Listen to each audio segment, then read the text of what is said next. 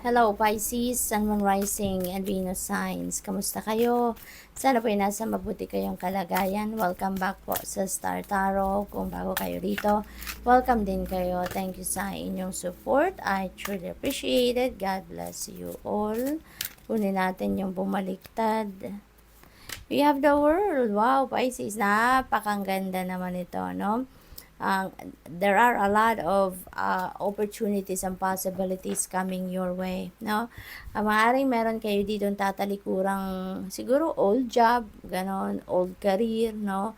At ngayon, handa na kayong magsimulang muli, no? Kasi maraming opportunities ang lalapit sa inyo. Different possibilities din ang kinakaharap ninyo dito, Pisces. So, this is really beautiful energy. At tsaka, parang ano din ito, no, Pisces, parang meron din kayong siguro networking na nagagawin dito, no? Maybe you're expanding already your business at nag-aano kayo ngayon, nagne-network kayo, maaring ganon. Possible then na yung mga opportunities and possibilities na meron kayo sa ngayon could be related to technology, no? Could be related to communications, social media, yung mga ganon, no? At saka travel, no, is very imminent for some of you Pisces. Maaring you're going to travel the world or travel across the globe, no? Maaring yung trabaho din ng iba sa inyo dito, pag-aaral or negosyo is across the globe din. Kaya maaring yon ang business related ang travel ng iba sa inyo dito. So good luck po. We have number 30, the garden and the gate. Ayan. So, ang iba sa inyo dito, Pisces, maaaring merong mga offers sa inyo na dumadating, pero maaaring pinag-aaralan nyo pa yan. No? Nakikita ninyo na maaring mag-create ng pagbabago sa buhay ninyo with these opportunities, pero maaring hindi pa kayo handang lumabas sa comfort zone ninyo because maybe that is going to be a totally different parang hindi ito yung mga nakasanayan ninyong gawin, no, yung mga opportunities na dumadating siguro sa inyo, pero ngayon parang nag-aaral muna kayo, pinagmamasdan muna ninyo, no? So, posibleng gano'n ang sitwasyon dito for some of you. But once you are ready siguro, no, after siguro na mag-research kayo, after na magtanong-tanong kayo, maaaring may feasibility studying ginagawa ng iba sa inyo dito din, bago kayo mag-decision if it's going to work, no? Kapag yan ang kinuha ninyong opportunity. So, parang ganon. What else? We have number 43, man holding a coin. Napakaganda naman ito. Kasi, be on the lookout for a man, no, na laging nandyan.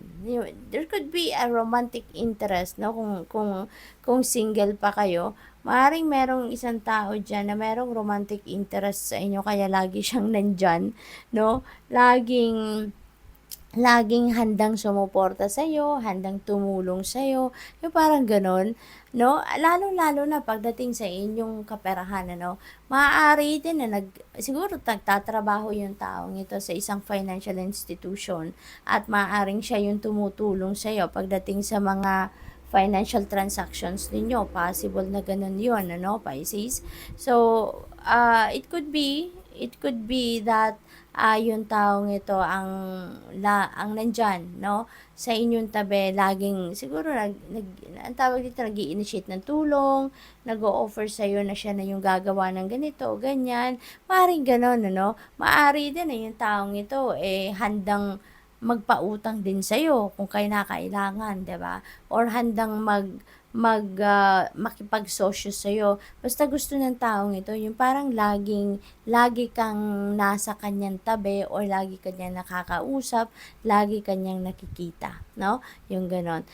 Posible din, ano, ng taong ito is a wealthy man.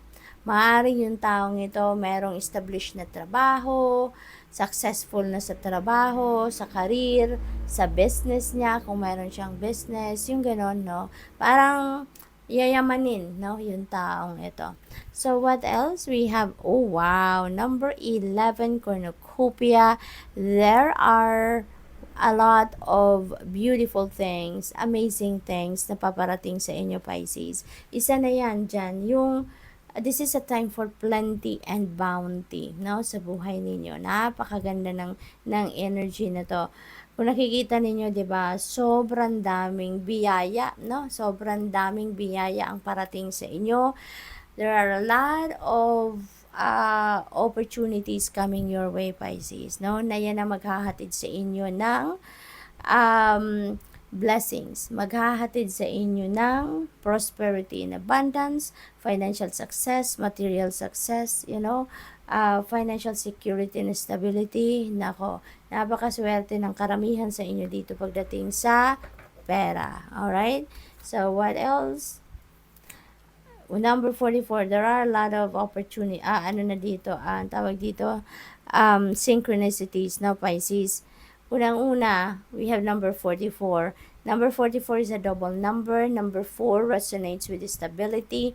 So, having these opportunities dyan, tapos dito, pera, so siguro talaga, magkakaroon na kayo ng financial stability and security din. Maaring ngayon magsisimula na kayong mag-build niyan, or siguro nandoon na kayo, no, sa financial stability na estado sa buhay ninyo.